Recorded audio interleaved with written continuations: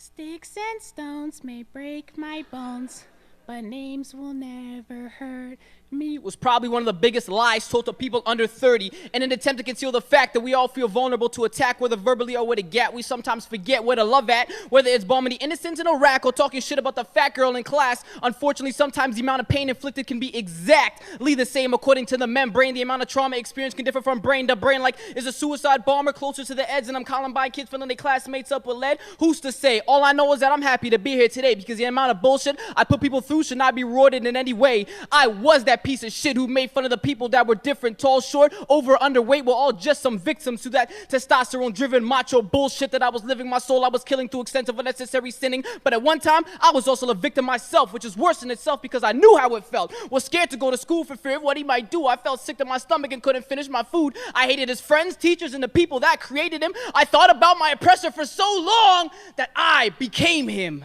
Was savage in my remarks, begging for flames to spark. I wanted my name to be marked so they could dream about me at dark. But yo, I guarantee that God is a very special vacation spot for people like me. Oh, it's always hot there, like around 103 billion degrees. I once knew this girl that had the biggest crush on me. Used to write me love notes and do my homework for no fee. And I let her and laughed aloud as I read her love letters to my so-called friends who would then proceed to pick on her. And I didn't do shit because bullies just don't have the balls to stand up for others. Recently, I saw her walking down the street and I just ran the other way because I was so ashamed that I didn't even know what to say because she was a princess. And this toad wasn't even worth her presence. Her forgiveness will probably be one of the illest presents I could ever receive because I don't want to be a surprise guest on TV with Maury Povich asking me who went from geek to chic, ready to catch my drool as I critique her new physique.